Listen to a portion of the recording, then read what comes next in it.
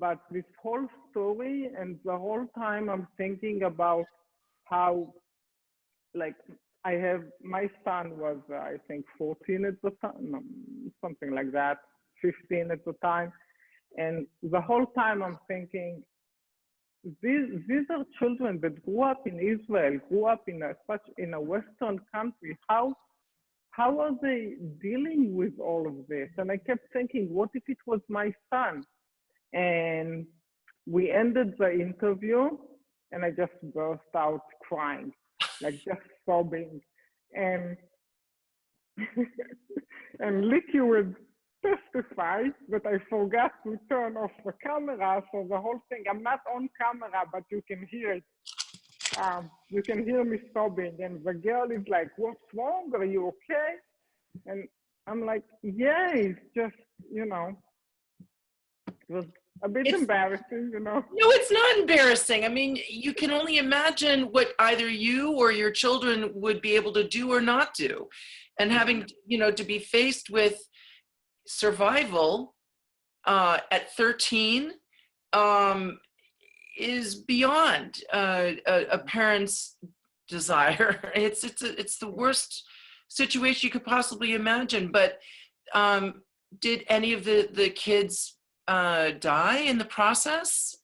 Was there a fatality? Well, the ones I met obviously survived.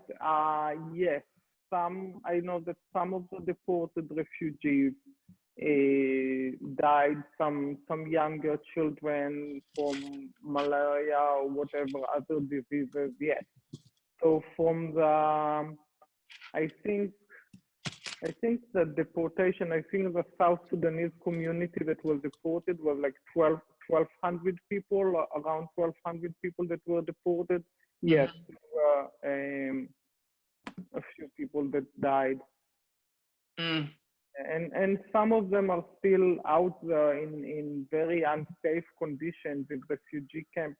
No parents, right? No parents whatsoever, or they're not back at home. Say again? So the parents to these children, they're homeless children, basically. Well, the parents are in different places. So what happened after the deportation, they were deported to South Sudan, but South Sudan's been under civil war for so many years that there's really no infrastructure, no schools, no medical facilities, no food. Just because the war was said, oh, the war is done, you're going back, there was no structure at all. It was just... Exactly. It's been under war for like 50 years, I think, pretty much since the British left as a colonial times. And so what happened, the parents are everywhere pretty much. I mean, some parents stayed in South Sudan. Some of them are refugees again. Some of them went back to Egypt because they've been to Egypt before. And I guess wherever they felt, some of them are in refugee camps in Uganda or in Ethiopia. Yeah. So the parents are all over.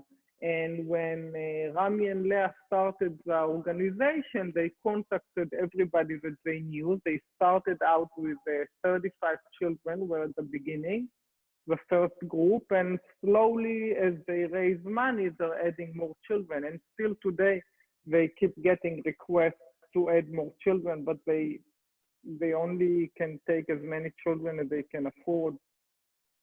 So they're always struggling to get more sponsors so they can add more children. So the spirit of these children, I mean, in the film, you do see that there is sadness in some of the moments that you caught. But what struck me as such a beautiful testament to a young person's soul is that there was still a smile, a big, beautiful, bright smile and joy. Like that is the beauty of your film, I feel. that through the angst of wanting to be back in their home country that they feel so connected to, through the struggle and being in far away from Israel, they still smile, they still sing. Yeah.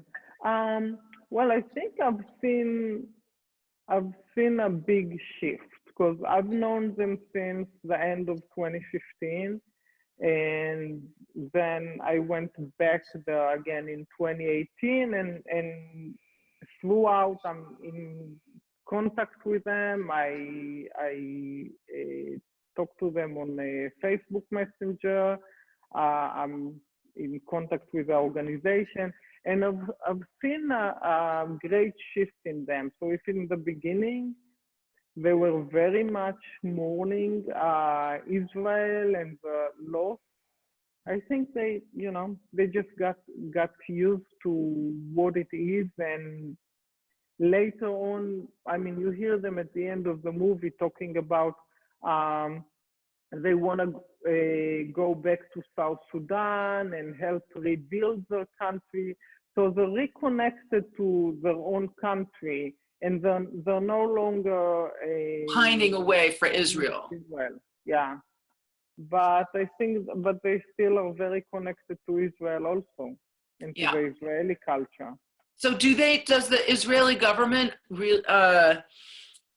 want to acknowledge that these children feel the way they do, and would they ever open up their borders? No, not the current Israeli government. If anything, they want to deport other refugees. Yeah, that's not the way this is going. Yeah. So the chances of these children and now young adults, that's pretty much nil that they will go back, unless they go back as a professional. They go back as a doctor, or they go back in a professional way. Wow, it's so the art that was created was it Raphael? Is that his name? Yeah, Rafi. So is he still connected with the project? Yes.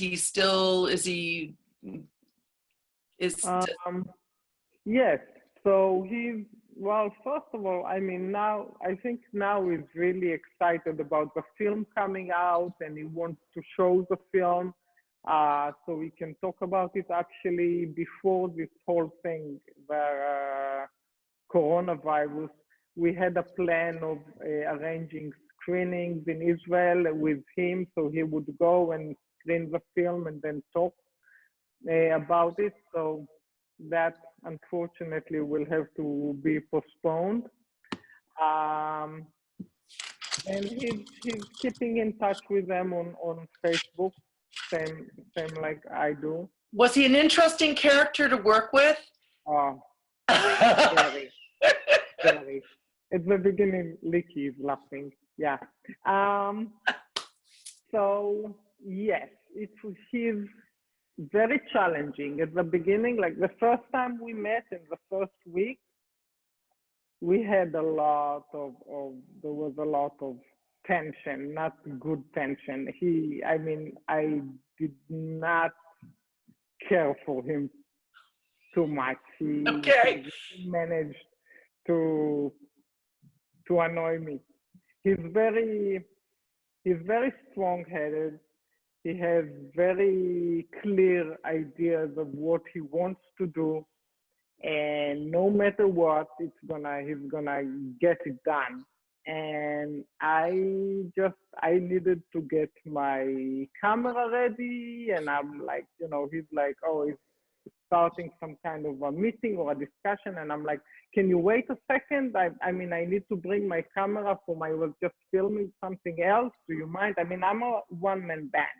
I was there by myself. No sound people and no helpers and no second camera. What do we call that? We call that free flowing, or you're falling off the edge. Yeah, and he's just moving ahead. So it wasn't easy.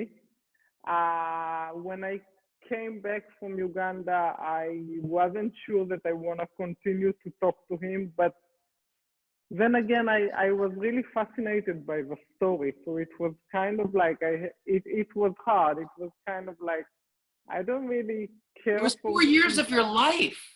4 years. yeah, yeah. Well, but the thing is that a lot of times the interesting people in life are not the ones, at least for me, are not the ones that you take to right away.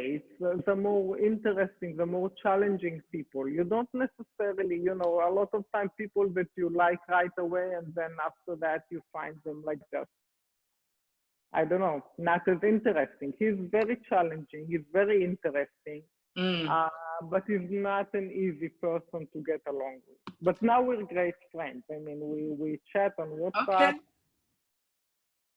He sends me pictures of his granddaughter. And That's good. That's good.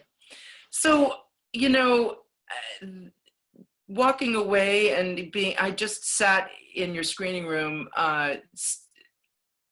didn't want the film to end. I really felt a part of it in a way that it was humanitarianism, it was the human connection, and I love the fact that you just went with your heart and thought out of the box. I mean, I know things were moving slowly as well. As you had mentioned, there was a little bit of a conflict, a little tension with the artist that really drew the attention out to you know, let you know about this. What was the hardest part of the film? To shoot it, the subject, or the day, or was there a moment that you just said, I just can't do this? Or were there many moments?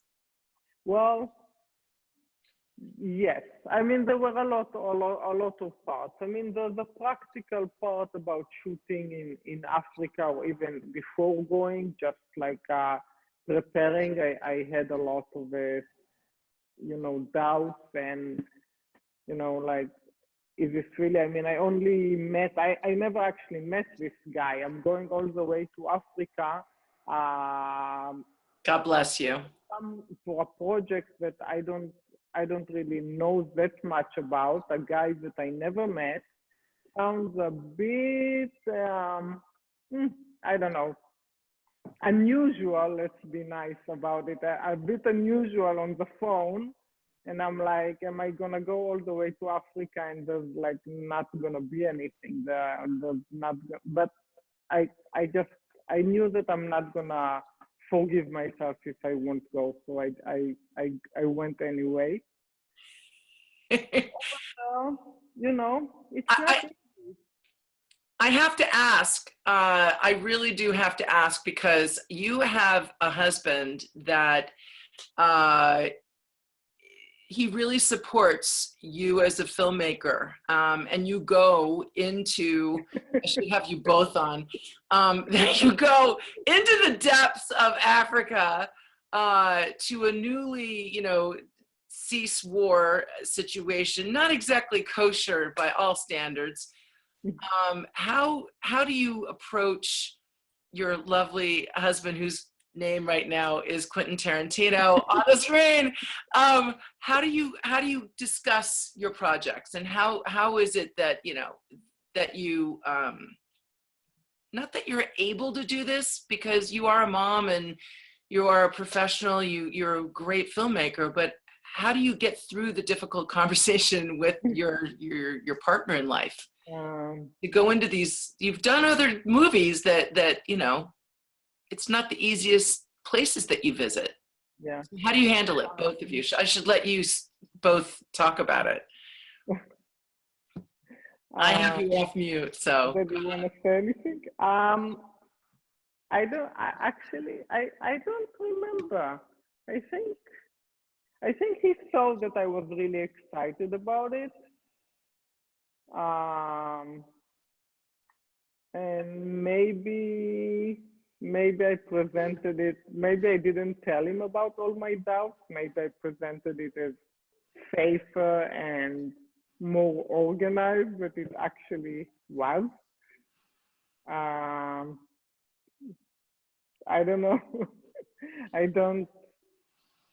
Yeah, I mean, I'm not sure that I realized all the difficulties and everything. I mean, even the fact that like riding between the school and the synagogue and the different locations was on those rented bikes. I mean, you basically they don't have like taxis or like car taxis. It's a bike, and you go to like by the main road and you hire a bike driver, and you don't know how good of a driver he is, and everybody over there drives like crazy. So that was really scary. I really don't like bikes. So yeah, but I don't know. We were fine. So are we going to hear it all about how, you kind of get surprised by the, is your husband on still? I think he might be, or maybe. Yeah, I am. She just told me to get her tickets, and I'm like, okay. I got her one way, and that's it. Liar. Liar. Yeah. But that's, you know what, if you feel strongly about a subject matter and following your heart and your dream, I think that that's a wonderful partnership, that you have a partner that's like, listen, if this is your deal and this is your gig, this is what you really, this is what makes your heart beat wildly for, and this is your expression of your creative talent. Yeah, but I mean, it wasn't. I've done similar things, not for movie, but I traveled to South America and Central America for to photograph for non-profit organizations before. So it wasn't the first time. It's like once every couple of years, I do it. So. Well, it's so do you have what's your next project? Are you thinking of something germinating right now for you? There's a couple of ideas I'm still trying to work out. I'm pretty sure it's gonna have something to do with mental illness, because it's a subject that is very close to my heart. My father had a bipolar disorder, Yeah. severe. So that's a subject that I really care about, but I'm not sure yet what it's gonna be exactly. I have a few ideas, but I don't know yet. Well, with that subject matter, I'm sure that there's going to be, you could go anywhere, and you could stay here in the United States, or you could go anywhere in the world, especially after all that we're going through right now. Yeah. So what do you want the audience to walk away with? What do you want this movie, this beautiful documentary with these gorgeous children and their story, what do you want the action to be? Well, I think the main thing, to me, the theme of the movie is just a connection.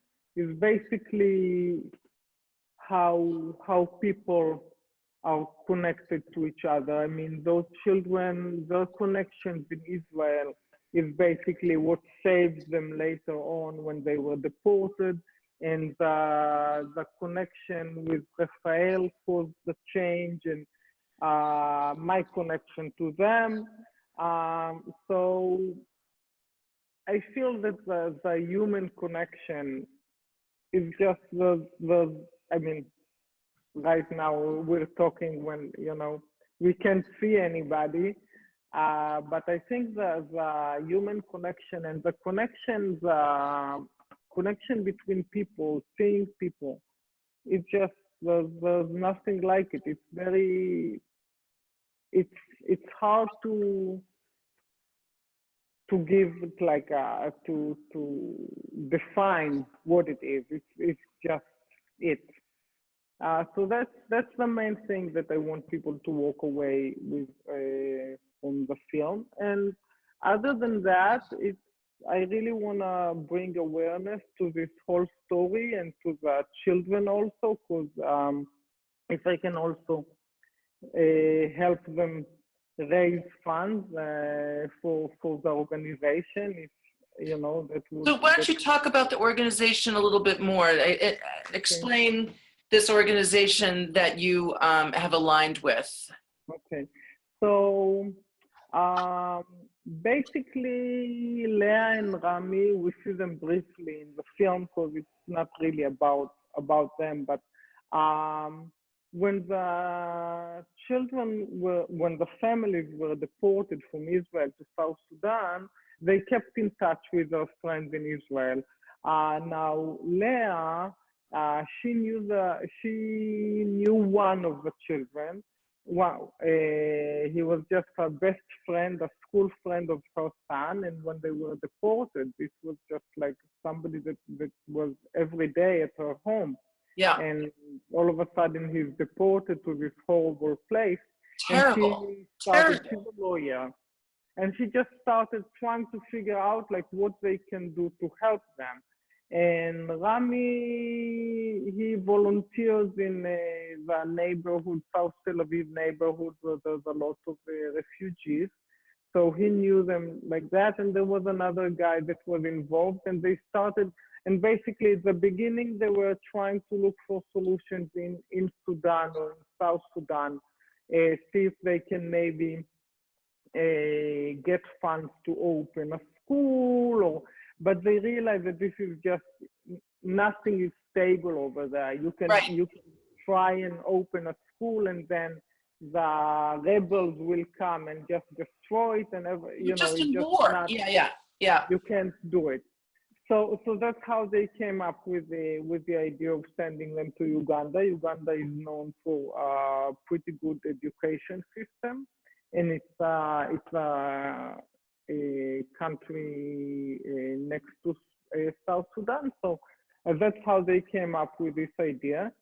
And the initial fundraising was from people that knew the children in Israel. So basically, when I did the interviews, I asked each one of them, like, who's your sponsor? And it was, oh, my teacher, my fifth grade teacher. Oh, my sponsor is my friend from here, or my friend's parents. So all the initial sponsors were basically people that knew them in Israel. So it was very informal. Yeah. Yeah, and that was, so the first group was 35 children, and then they slowly were able to raise more funds, and today they have more than 200 children. And the actual name of the organization? Come True.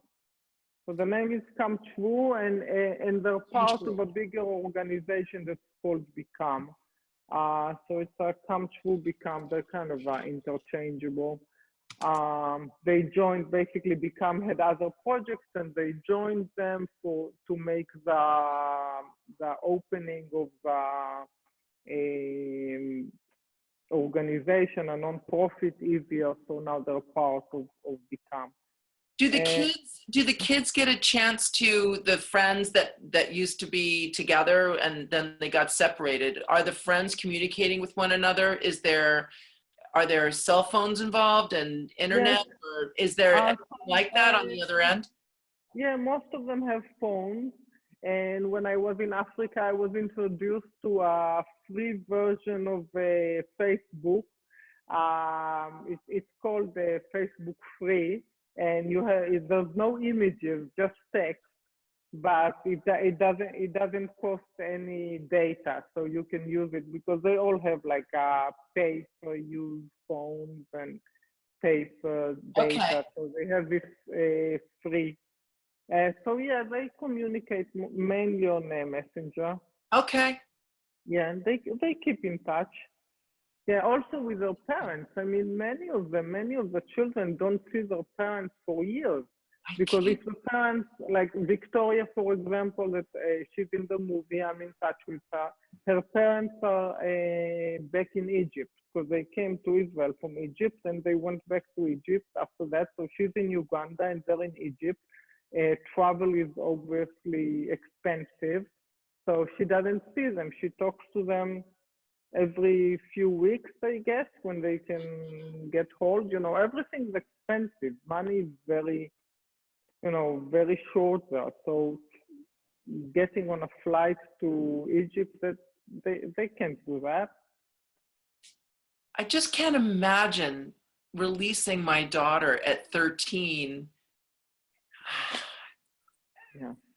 into the world. You just wonder, was there anything that they could have done to stay together as a family, or was that just not that kids get separated all the time in refugees? Well, I think the choice was either if they stay together, they really couldn't guarantee that they'll be safe, that the children or the entire family, that they'll be safe. They couldn't afford school. School in Africa, there's no free education, or you have to pay for the school, and you don't have money. Your kids don't go to school. It's very simple. So yeah, basically they had the choice of either sending the children away somewhere that they knew that they're going to be safe and get an education, or stay with them and take their chances. What a film. I really so appreciate you bringing that part of life, or part of the world, and part of the story, this human story, to all of us. And I want to open up questions. I know that a lot of you have been very patient. I appreciate that. And we actually have quite a few people that are trying to get in. And I know that we are doing our very best. I have everyone in that has been able to get off hold. So just keep on trying. We have 18 people here. And we have about 10 people over on Instagram. So would anybody like to raise your hand, or I can unmute, or you can unmute yourself and ask Nitzan? Yes, Judy, go right ahead. Would you like to unmute yourself? Or I'll do it for you. Let me do this. I got it. Okay, good. So you said you were a one-woman band when you first went to Africa. When did that end? When did you get, or were you a one-woman band the whole time? Yeah. I can't imagine. Yeah, the whole. Really? Well, That's amazing. The second time I went to Africa, I took a friend with me, somebody from Israel. She came with me, but she's not an experienced camera person or anything. She was actually somebody that she was my teacher, my writing teacher, and then we did some consulting. She did some consulting for me on the story structure for the film. And then when I wanted to go again to Africa, and we kept talking, and I said, you know what, I really don't want to, I really would like somebody to come with me, because the first time I went with Rafael, I didn't really want to go by myself. And, we worked it out, and she came with me, but she was just like, she was a second camera, but it was still mostly me. Yeah. And some of the interviews, the interviews in Israel, when we interview Rafael, I took a videographer, a camera person, so I can concentrate on doing the interview. That's amazing. It's really something. Thank you, Judy. Appreciate that. Anybody else, please just jump in and unmute your phone. Yes, David, go for it. Thank you for raising your hand. Yes, my question is, when you present this movie in Israel, what kind of reactions do you typically get from the audience what kind of questions do they typically ask you at a Q&A like this one? And does it change anybody's minds of what Israel should do about the inconvenient facts that it has, non-Jewish minorities, including refugees, and at the same time, though, it is also intended to be the state for Jews, right? Or, we have a different expectation of Israel than we have for the U.S., for example, right? The U.S. is intended to be one country for all its citizens, and we would treat refugees, therefore, coming from a different standpoint. So I'm curious, how does this contribute to that sort of debate when you show the movie in Israel? Well, first of all, I haven't really had a chance to show it in Israel yet, because it was supposed to be shown at a festival in Tel Aviv the beginning of March, and the festival was postponed actually to July. So I don't know if it's still gonna happen or not. But I think, well, Israel is kind of like divided. So they're like 50-50 people that are more welcoming to refugees and would like them to stay, and about 50% of the people would like them to go, kind of like divided along the party lines. And I'm pretty sure that the people that would be interested in watching a movie like that are the people that are sympathetic to the refugees. So I'll be very honest, I don't know if a movie can change anybody's mind. If they really believe that these people should not be in Israel, I doubt that it will change anybody's mind. Yeah. But hopefully, people that are sympathetic to the refugees, at least it will give them another perspective, another idea of how things can be different. I don't know. Honestly, I'm pretty pessimistic about the ability of anybody to change anybody's mind drastically from like one side to another. Thank you, David. Yes, Steph? Thank you, David. Just, I can help you, yeah? Here. Hi. So Stav is my son, but I actually wanted to answer David on behalf of Nitzan. So I was, when I watched that film, I was sympathetic to the issue of the refugees, mostly because of stories. I didn't know much of it. I left Israel in 1997. They were not there yet at the time, or there were very few. And I only heard stories about it. And when I was visiting Israel, I've never been in that areas of Tel Aviv where you have those concentrations of them. It's almost like a ghetto of the residents from Sudan and other countries in Africa that are over there. And yeah, I had some sympathy, but did not really understand the issue. And I'll be honest, and not trying to suck up Nitzan, like only when I was watching that film and the same shock she had coming to Uganda and actually listening to those kids speaking Hebrew, that's when it hit me that these are 100% Israeli kids. There absolutely could be the next door neighbors, and the kids over there, and they know nothing else.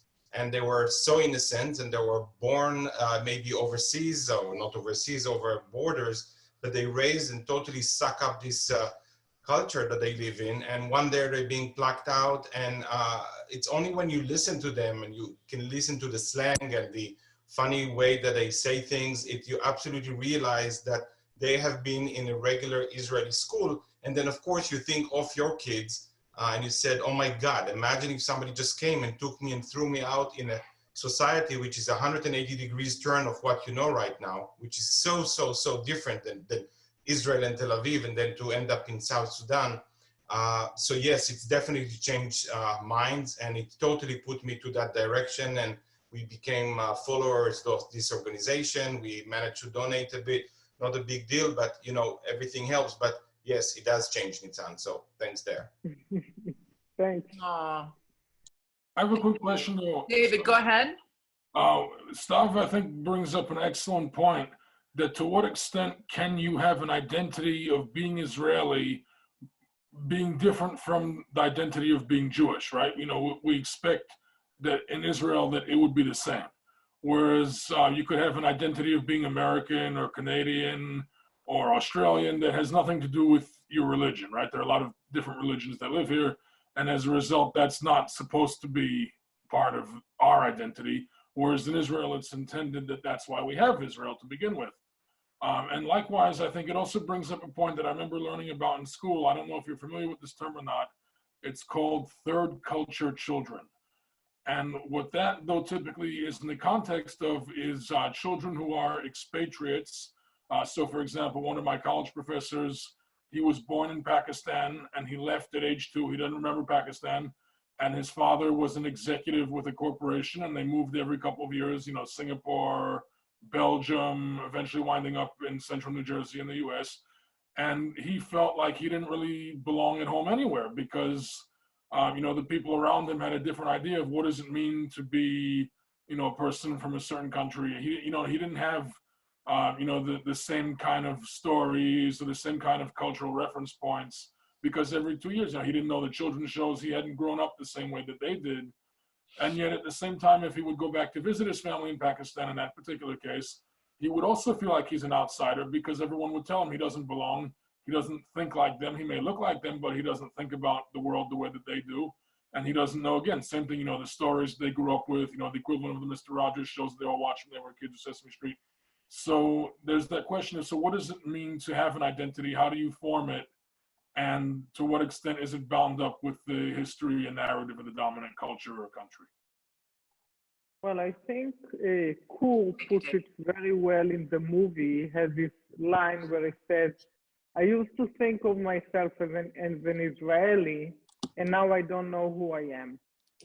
And I think that was very typical to the action when they first left Israel, when they were first deported. I think later on, their identity as Africans kind of solidified more. But at the beginning, the first couple of years, I think they definitely felt like the Israelis that were thrown out and they really don't know who they are. They really didn't connect to the African culture. There was actually a funny story that didn't make it to the film also. We're working on getting on YouTube some out from the film at some point, so these things may make it there. But one of the stories that Rami tells is about how when the children first came to the boarding school in Uganda, and they're acting like typical Israelis. Israel, those of you who know Israel, very informal. So they were like put in boarding. They were in a room with somebody they didn't like. They go and knock on the door of the headmaster and they complain. And you don't do that in Africa. You don't even talk back to your teachers in Africa, not to mention go to the headmaster and complain about your roommate. So the locals, the teachers, the staff were shocked. They thought these were like the rudest, horribly behaved children. They've never seen anything like that, and they were just shocked. And when he tells this story, how so it was one of the first days, the headmaster really like upset. He's driving home, and all of a sudden something clicked. All of a sudden he realized something. He realized that they're not rude. They're just different from a different culture. And he made a U-turn, came back to the school, collected the children, sat them down and said, okay, talk to me. Tell me what's going on. Tell me how you feel. Because they realized that these children they just grew up in a different culture. And we see Alex, the vice principal in the movie, and he talks about it also. He says these children are very different, but he sees it as a great advantage. He says they have, in a way, a different way to look at things, is out of the box way of looking at things, because they grew up in a Western culture, and also in a kind of like an Israeli culture that's a little bit different. So they have more of like an open mind, and it's just that he said it in the movie. They see great potential in these children, in how they were raised, and then Remarkable. Mm. Sharon, do you have your hand up over there? Mm. No, you were just saying hi. I just You're cheering. saying hi. I love that. Cheers. Cheers. Yes, to everybody. Yes, Nitzan, wonderful. Wonderful. So any other questions? Oh yes, Julia, please unmute yourself if you can. I can do that for you. Yeah, but- I've got it. Nitzan, first, thank you so much. The film really was fabulous. I do have a question. You said that it was 4 years in the making. And so I'm curious that, I think you mentioned that you had taken 2 trips to Africa. Was it more than that? And then how much film did you have to go through to kind of parse it down so that you had a really strong storyline that you had? Okay, so I was in Africa twice. There was another photographer. So before my first trip to Africa was the visit to the Jewish community. Another photographer was there when they built the sculpture the first time. So I went there, and then I went again one more time in 2018. I also was in San Diego for the Refugee Artist in Residence project, and the opening in the museum in San Diego, and a few interviews in Israel, so of Raphael in Israel. So altogether, there was a lot of traveling. Whether I forgot whether another part of the question. The other part of the question was about how much film had you gathered over that time, and how did Ask you, how were you Licky, able to how bring many it hours we have? I have no idea. A lot. Yeah, I think editing of a documentary is very complicated. I think it's much harder than editing a scripted movie, because when you have a scripted movie, basically somebody already wrote the story. When you have a documentary, it's more like you have to find the story. There's a lot of material, and you can concentrate on a lot of things. And actually, I had people ask me, and I had people say, "Oh, the children are so amazing. Why won't you just make a film about the children and forget about the art part? We just want to know about the children and the difficulties and troubles and everything they went through." And my answer to that is, first of all, I didn't think that I had the material for that. I felt that in order to really show the children's story, that would take, I mean, I'll have to stay in Africa or go way more, more often than I was able to go to actually get in touch and really get in depth into the children's story. So that's one thing. And the other thing is that I felt that this story, the story of like refugees and the challenges have been told many times in different movies, scripted, unscripted. And I just wanted to tell a different story. I wanted to talk about something else. I didn't think that this was like interesting enough for me. So, yeah, but yes, a lot of material and a lot of possible story lines and story emphasis, and yeah, it's a lot of choices. I want to ask a question. Thank you, Julia. I want to ask a question about, do you get overwhelmed? What's your process as a filmmaker when you have all the film in front of you? And, you know, when do you get hit with the germ of the idea of this is the focus? I don't know. Ask Clicky. I No.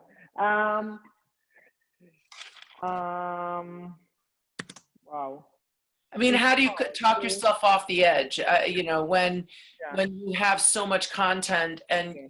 you know, what do you go through? The process, my process, so our process was, first of all, basically watch everything and highlight the parts that we think are the most interesting.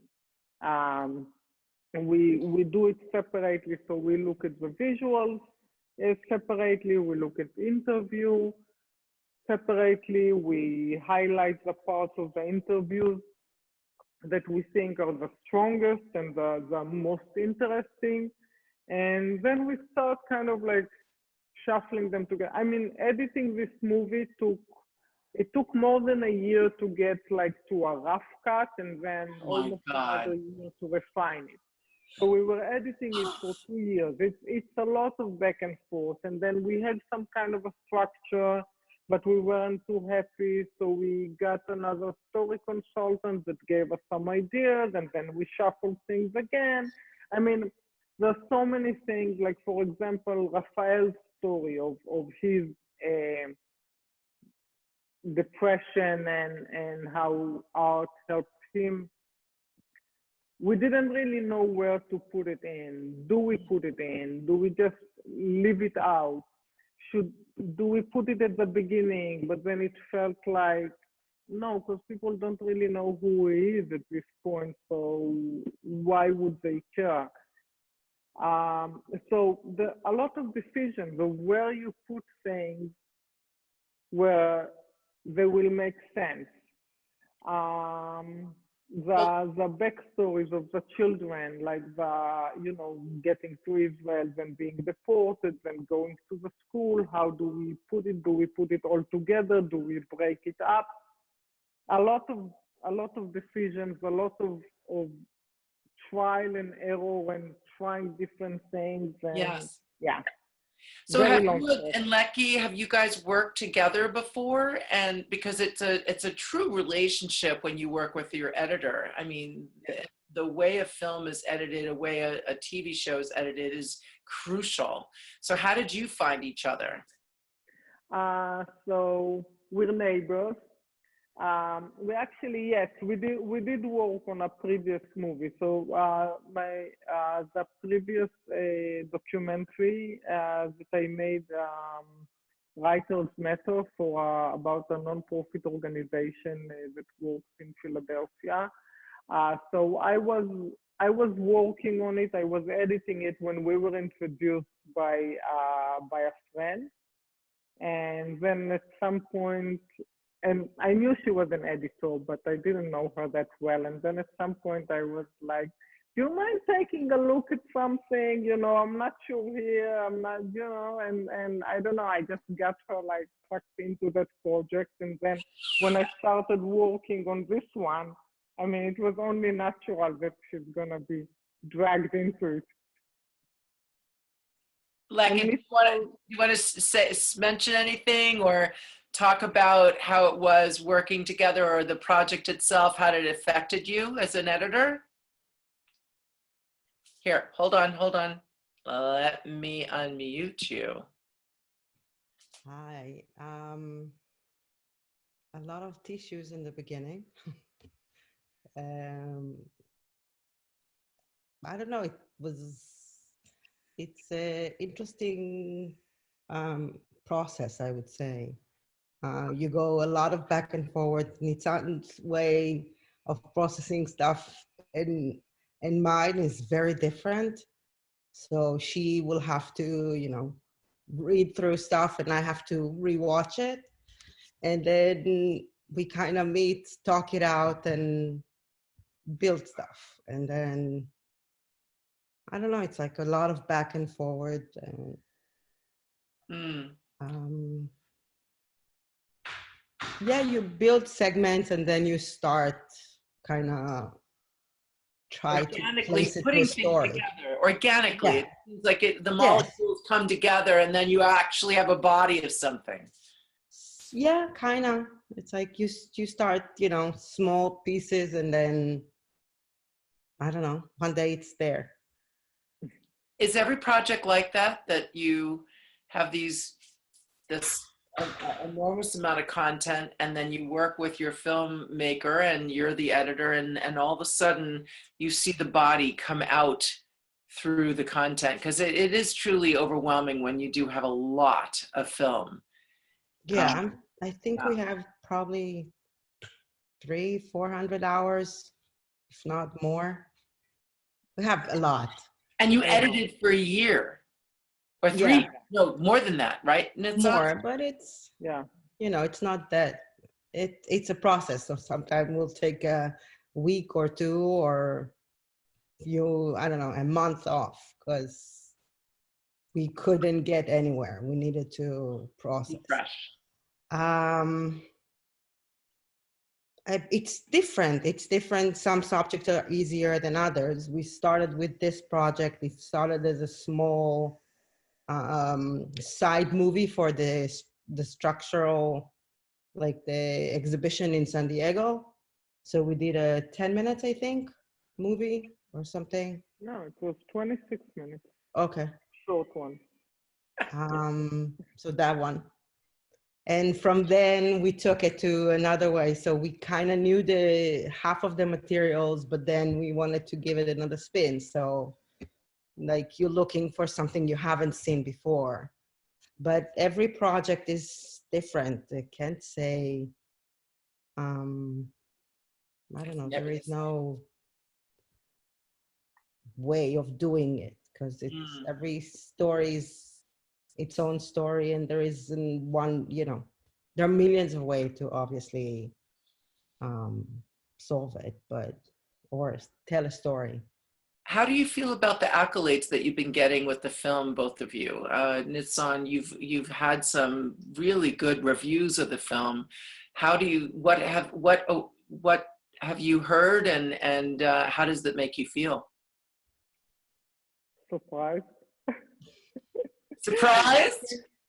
I think both of us, until we really like started showing the film to people, we didn't show it to not even to our husbands. We were like really, I think until we started showing it to people, we really didn't know if it was any good. We'll be like, one day we'll be watching something, we're like, that's actually, it works well. I think that works, it's good. And then another day we'll be like, I don't know, that's probably not gonna be any good. No one's gonna care about it. So it's really like, it's very hard to work with yourself. Or just the two of us, but doesn't matter because it's still just the two of us. We had a lot of back and forth, like we don't even know if anyone's gonna like it. We don't even know if anybody's gonna get it. But they did. But you've had some very good reviews. Yes, yeah. It's wonderful. How have the children reacted to it? I mean, they're not even children anymore, probably, right? From what I heard, they liked it. I mean, I don't know. I don't know if they'll tell me if they didn't, but we've seen the movie. We showed them some of it when we went there. We see it at the end of the movie. So in 2018, when I went there, we had kind of like a rough cut of part of it, and we showed it to them, and they loved it. I mean, but they also, they like seeing themselves, and I don't know. It's but they're all behind it. I mean, they've seen it. When I ask them if they're okay with it, if they're okay with the part, they like it. They're behind it. I'm sure they loved it. I mean, I'm sure it sort of propelled them in the same way that the art project did to do more in the world, to help them. You know, I'm sure it makes them very proud, and it shows them the progress that they have made and the trajectory that their life has taken, right? Yes. Yeah, I think so. Yeah. Yeah, definitely. That's part of the idea. That's also something that Raphael feels very strongly about. Yeah. It's really beautiful. It's amazing. You should be very proud. Thank you. In the future, they're going to look back on this. Maybe it's a little too close for them to come back to you immediately and say, oh, this is fantastic. I mean, they're saying that, but truly seep into their soul that this is the journey that they've gone on. And in 10 years for them to look at this film, I think even they will say, wow, we really went through a lot. Yeah. Yeah, it's beautiful that you documented that. Anybody else? Yes, go ahead, Sharon. Would you like me to unmute you? I'm going to do that.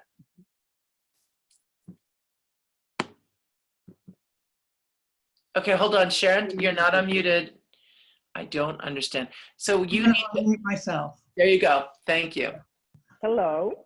Hi, Nitzan. How you doing? I am interested in how your own children responded to this story. Good question. Thank I don't know. I told them about it. They watched the movie. They said that they enjoyed it. I don't know. I think at the time when I came back from Africa and I was talking about, they had a lot of questions about what Africa is like and what the children are like and what they're doing there. But I don't know if they can really understand what it means to be deported. I think at some point they even asked me about it, like if can they be deported? You know, because probably. But I don't know. I don't know how much they really can connect to that. Okay. Well, did you think that was an age issue? I mean, for the twins? Maybe. Yeah, I think so. Yeah. Right. Yeah. Yeah. I don't know. I'm not sure. Well, maybe they can watch it again. Maybe when they're a little older. Okay. Thank you, Sharon. Anybody else has some closing thoughts? We're nearing 10:15, and this was just really wonderful for everyone to come, and I'm glad that we got everyone in, which was fabulous, and we got to extend our time because Instagram, if we did this on Instagram, it would cut us off right when things were getting good. Nitzan, do you have any closing thoughts that you would like to have with how we can possibly get involved or share this journey, or anything at all, truly what you would like to share with everyone? Well, I'd love it if you just keep in touch with the project by following us on Facebook, and our website is 8,000 Paperclips. And we're gonna upload some other material to YouTube when we get to it. So we have a YouTube channel, but we still need to upload some material there. Is it .org or .com? 8,000paperclips.com. Okay. Yeah. And if anybody can give any donations, the link to the donations is on the website on 8,000 Paperclips. What will the donations do? For the organization for children, basically some of the children are losing the sponsor, so they always need more funds. Sometimes they need funds for extra things for the children, for to take care of them during vacation, to support for clothing and medical expenses and all these things. The organization is run by volunteers. They have one paid employee, a guy named Jacob, who's also a deported refugee, also a guy who was in Israel and was deported, and he's functioning as kind of like he's in charge of the children in Uganda. But other than that, Rami and Leah and everybody else is volunteering. All the functions, all the promotion material, everything is done by volunteers. I did a couple of fundraising videos for them. So basically, any money that goes to the organization goes To them. to the children. It doesn't go for any overhead. Well, Netsan and Liki, thank you very, very much for giving us a film that is just touching and beautiful of the human story. Thank you, Amy. Thank you so much Really. for hosting this. So great.